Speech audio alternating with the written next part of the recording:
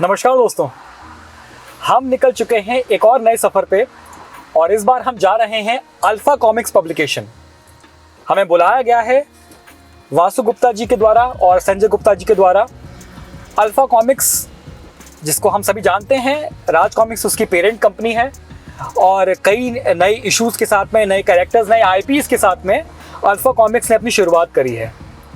For a very long time ये हमारी भी ख्वाहिश थी कि हम एक podcast along with the studio head Vasu ji and Sanjay sir, हम एक पॉडकास्ट कर सके। आज हमें वो मौका मिला है। So without wasting any time, आइए चलते हैं दिल्ली की तरफ अल्फा कॉमिक्स पब्लिकेशन में।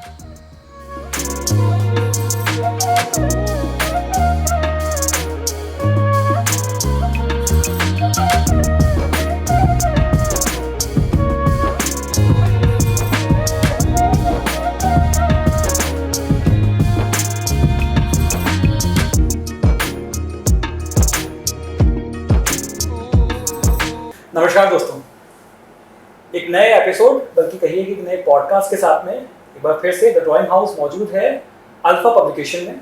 जैसा कि आपसे वादा किया गया था, let's have an interaction with the creative heads of alpha comics. और आज हमारे साथ मौजूद हैं आदरणीय Shri Sanjay Gupta sir along with the creative head Vasu Gupta ji.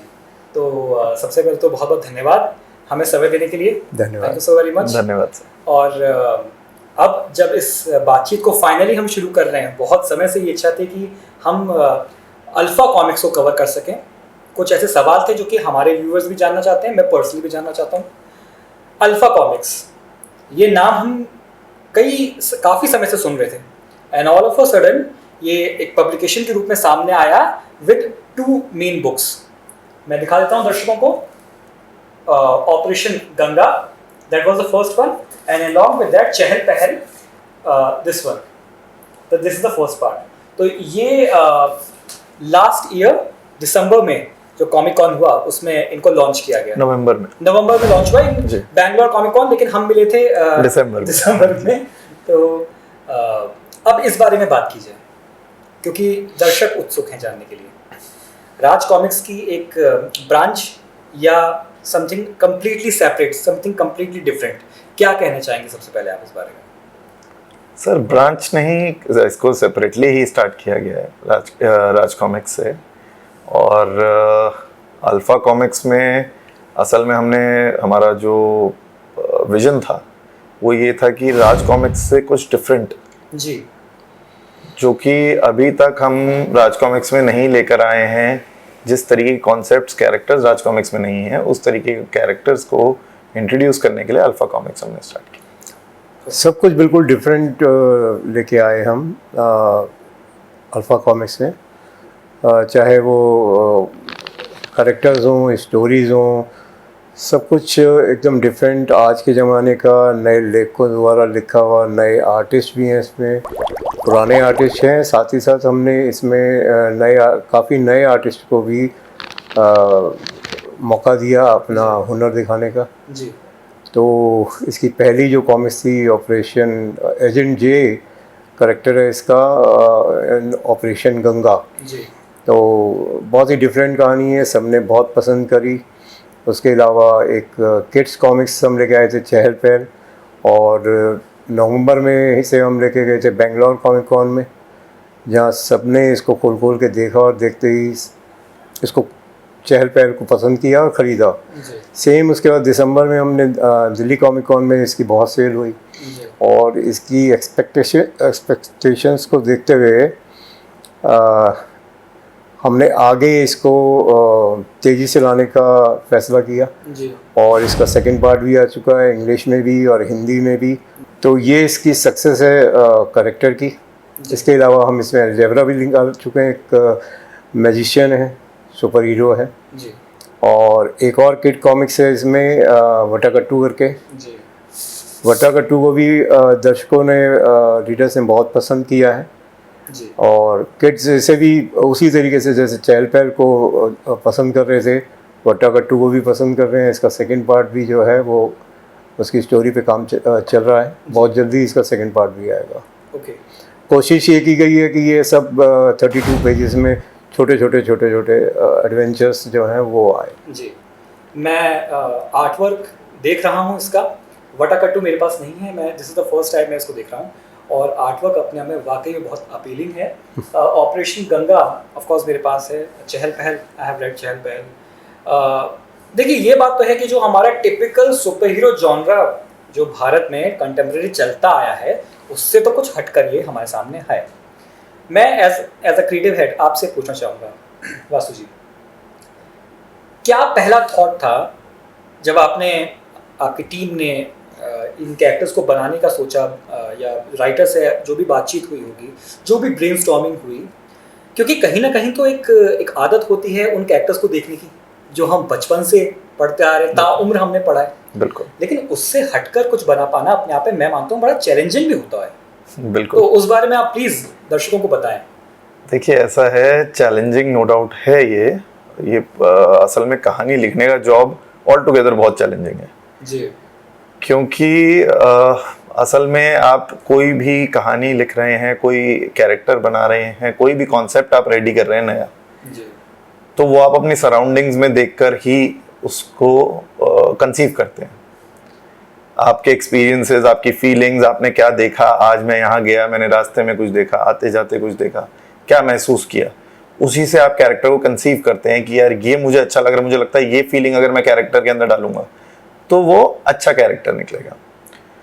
तो चैलेंजेस यही थे कि कैरेक्टर ऑलरेडी एग्जिस्टिंग कैरेक्टर से कुछ सिमिलर ना हो, सिमिलर कैरेक्टर का कोर नहीं होता, सिमिलैरिटी आ जाती है स्टोरी में, कहीं किसी एक पैनल में, किसी एक इंस्टांस में।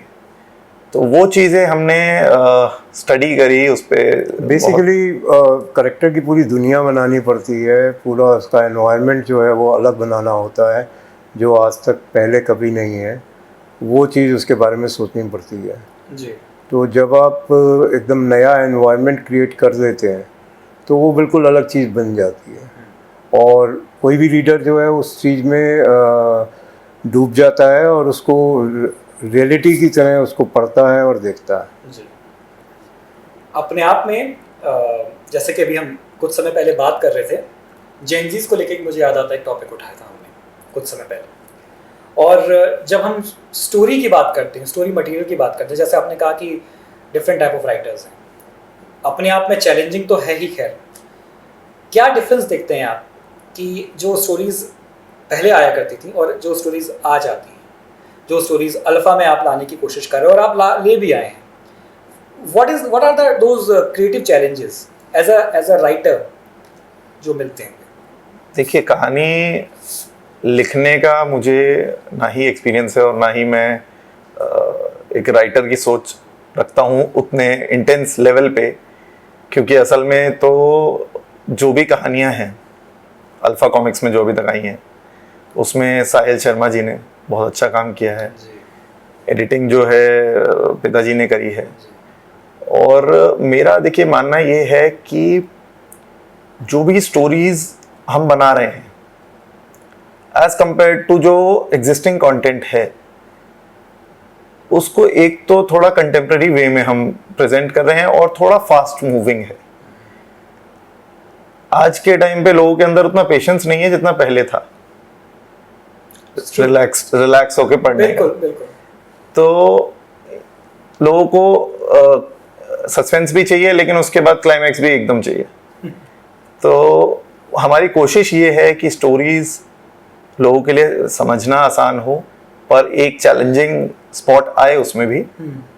तो कोशिश ये कर रहे हैं कि आपका माइंड ट्विस्ट भी हो बट जाके इन दी एंड वो आपको कामली और थोड़ा सुलझे तरीके में आप उसको समझ पाए। वासु के अंदर एक खास बात है क्योंकि इसने काफ़ी मूवीज़ देखी हैं, वेब सीरीज़ ये अक्सर देखता रहता है। तो अब क्योंकि मुझे भी मतलब अपने बिल्कुल साथ एक दूसरी राय चाहिए होती है जो कि मेरे राइटर्स के साथ होता है इंटरेक्शन, साथ ही मैं वासु को देता हूँ कि ये आइडिया आया है, पहले आइडिया के लेवल पे हम लोग आपस में बात करते हैं। तो इसका जो लॉजिक को समझने का पहलू है बहुत अच्छा है।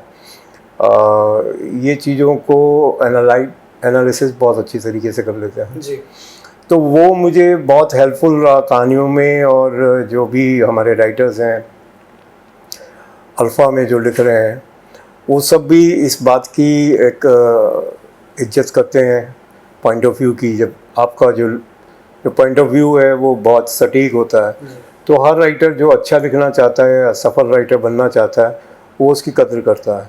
अब ये जब कॉन्सेप्ट पे बात चल रही थी साहिल के साथ में, जी उसके दिमाग में इस तरीके से कोई करेक्टर था एजेंट जे करके, जी जो कि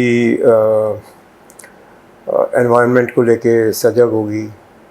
तो उस समय मैंने उसको बताया कि इसके अंदर ऐसे ऐसे हम कोई एक मगरमच्छ ऐड कर लेते हैं बड़ा, और साथ में इसका वो ये देवी जो गंगा हैं उनके कुछ प्रॉप्स हैं, कमल वगैरह, ये सब चीज़ें इस तरह ऐड कर लेते हैं।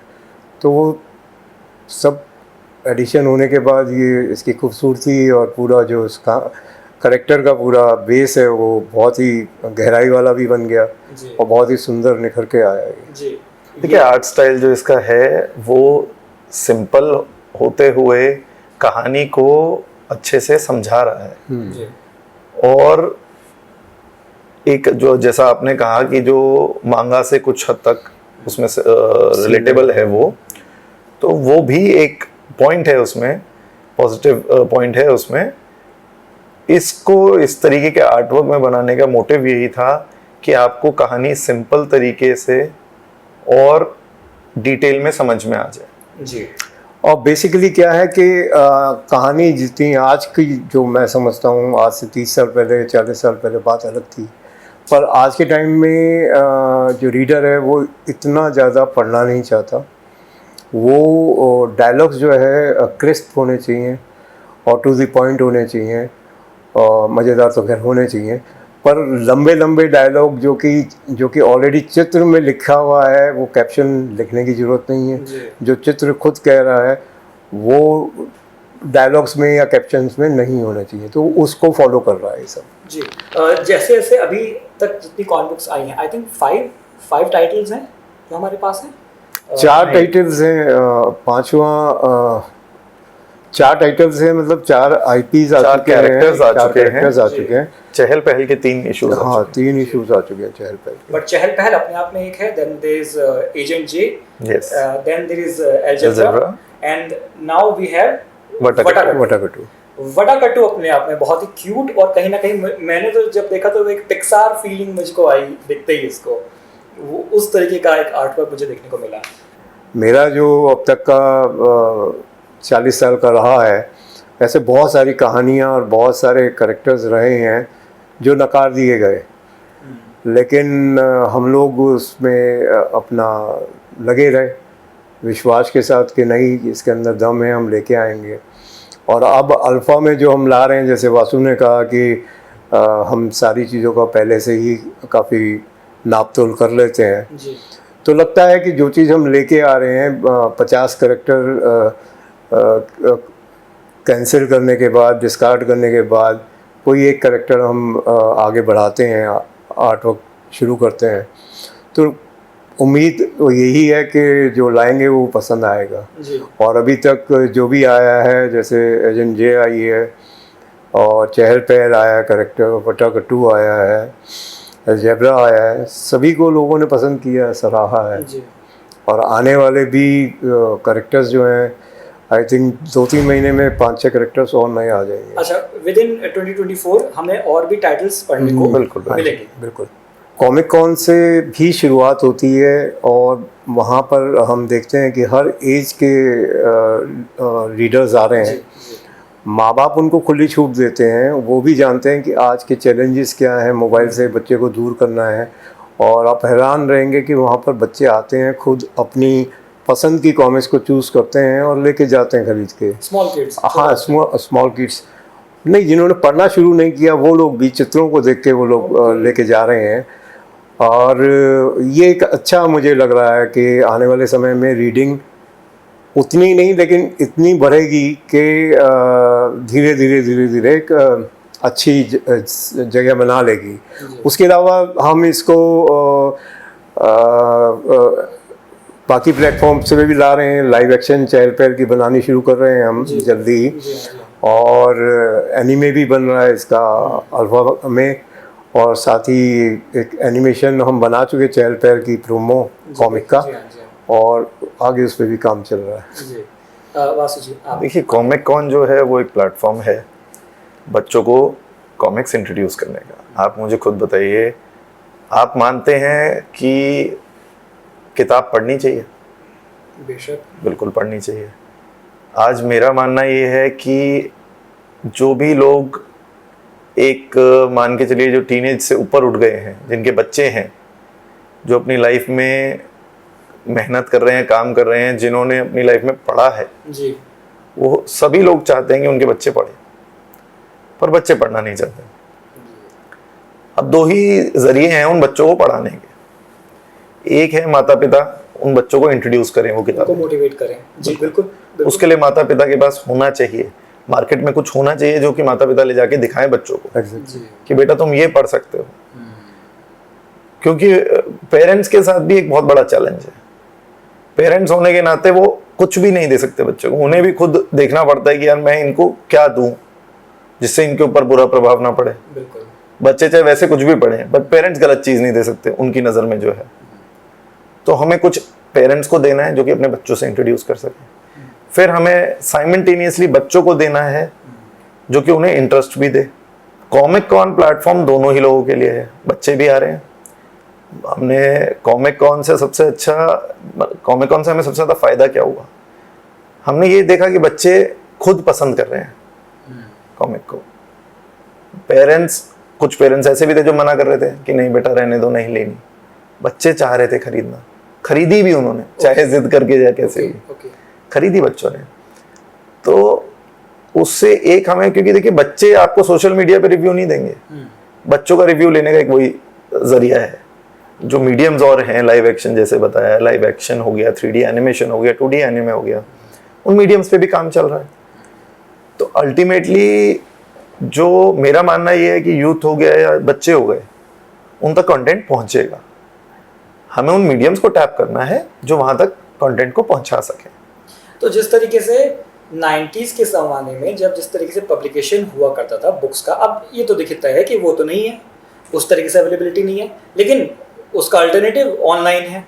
बिल्कुल। चैनल जो था, आपके रेलवे स्टेशन पे शॉप्स थी, छोटी छोटी शॉप्स थी, न्यूज़पेपर वाले के पास भी मिलता था, वो सब शॉप्स बहुत और हद मुझे तक लगता गायब है हो गई। कि इस सब चीज़ों में मर्च भी बहुत ज़्यादा सहयोग, मर्चेंडाइज का एक बहुत अच्छा रोल है इन चीज़ों में।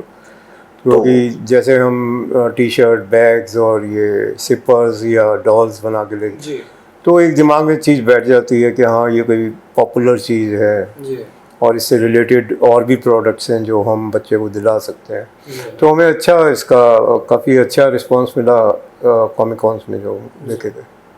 तो कहने का मतलब ये हुआ कि as a publisher comic conventions कोई सिर्फ एक अल्टरनेटिव नहीं है, बल्कि एक बहुत अच्छा माध्यम है पेरेंट्स तक पहुंचने का भी, बच्चे तक भी बिल्कुल, पहुंचने का। हाँ। ये चैनल्स चेंज हुए हैं, खत्म नहीं हुए। खत्म नहीं हुआ, दैट्स द पॉइंट। चैनल्स पहले के टाइम से आज के टाइम पे चेंज हो गए हैं, तो उसी तरीके से हमें भी अडेप्ट करना है। जो पहले शॉप्स पे मिलता था आज वो ऑनलाइन मिल रहा है। हमें अपनी अवेलेबिलिटी, अपनी विजिबिलिटी ऑनलाइन पे बढ़ानी है। बच्चे सारे ऑनलाइन शॉपिंग कर रहे हैं, उनको हमारा प्रोडक्ट दिखना चाहिए, उस बच्चों को उसमें इंटरेस्ट आना चाहिए। उसको वो इंटरेस्ट को डेवलप करने के लिए हमें जो करना है वो हम कर रहे हैं। बिल्कुल। और एक बार उन्होंने वो कॉमिक उठाई, एक बार पढ़ी, उसके बाद वो फिर से पढ़ना चाहें, ये बिल्कुल फिर से पढ़ना चाहेंगे, और मैं समझता हूँ पढ़ रहे हैं, और ये सिलसिला इसी तरह जारी रहेगा। जब तक कॉमिक बुक्स आ रही हैं तब तक कॉमिक बुक्स पढ़ने वाले भी मौजूद रहेंगे। इस अच्छे से खूबसूरत से पॉइंट के बाद आज इस वीडियो को यहाँ रोकते हैं। एक बार फिर से बहुत बहुत धन्यवाद आपका, बहुत बहुत शुक्रिया कि आपने हमें समय दिया, हमारी टीम को समय दिया है। अल्फा कॉमिक्स में उम्मीद करते हैं कि ये पहला है, लेकिन आखिरी तो नहीं होगा हमारा विजिट, और मिलते रहेंगे डेफिनेटली। धन्यवाद, बहुत बहुत धन्यवाद। धन्यवाद आपको भी सर।